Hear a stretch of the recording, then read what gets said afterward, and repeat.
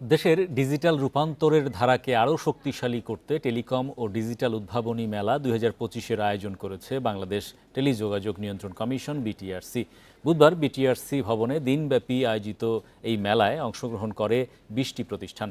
সরকারের সংশ্লিষ্টতা ও বিনিয়োগ ছাড়া এই খাত এগোতে পারবে না বলে মনে করছেন উদ্যোক্তারা।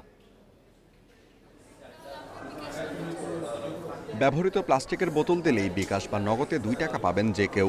এছাড়া ঘরে বসেও মোবাইল অ্যাপে বিক্রি করা যাবে ব্যবহৃত প্লাস্টিক। এতে প্লাস্টিক রিসাইকেলিং যেমন বাড়বে, তেমনি বজায় থাকবে পরিবেশ দূষণ। টেলিকম ও ডিজিটাল উদ্ভাবনী মেলায় এমনই এক যন্ত্র এনেছে স্ক্র্যাপ ভেঞ্চার নামের প্রতিষ্ঠানটি।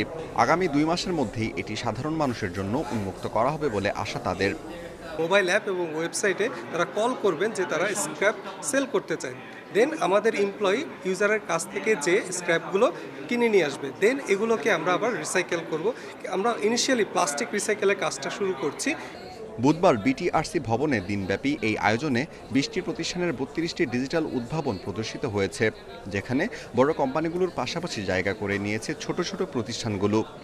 দূরবীন হচ্ছে গিয়ে একটা AI based image processing app, যেটা আপনার ভিজুয়ালি চ্যালেঞ্জ যারা আছেন ওনাদেরকে আপনার ডিসক্রাইব করবে যে সামনে ওনারা কি আছে।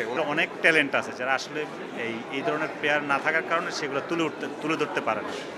সো এটা একটা গুড ইনিশিয়েটিভ যে বিটিআরসি যে একটা সুন্দর পদক্ষেপ নিছে। তরুণ প্রযুক্তিবিদ, উদ্যোক্তা ও শিক্ষার্থীদের উদ্ভাবনী চিন্তা ও প্রযুক্তি ভিত্তিক উদ্যোগকে উৎসাহিত করতেই এই আয়োজন। তবে সরকারের সংশ্লিষ্টতা ছাড়া এ খাতে উন্নয়ন সম্ভব নয় বলে জানান দর্শনার্থীরা। অন্যান্য বিশ্বের তুলনায় আমরা বাংলাদেশ খুবই টেকনোলজিতে পিছিয়ে আছি। এসব কাজগুলো করলে দেখা যায় তরুণ যারা আছে তারা ভালো আগাইতে পারবে, ভালো সুযোগ পাবে। বাস্তবতার নিরিখে নিয়ে আসা এইটার একটা ঘাটতি আছে আমার কাছে মনে হয়, যে ফাংশনাল যে অ্যাক্টিভিটিস এটা আমাদের কম।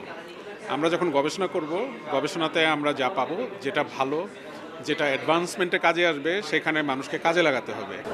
মেলার উদ্ভাবনী ধারণাগুলো থেকে শ্রেষ্ঠ আইডিয়াগুলো নির্বাচন করে পুরস্কৃত করা হবে, যেখানে সনদপত্র প্রদান সহ থাকবে সর্বোচ্চ ৩ লাখ টাকার পুরস্কার। Amirul Islam, independent news, Dhaka.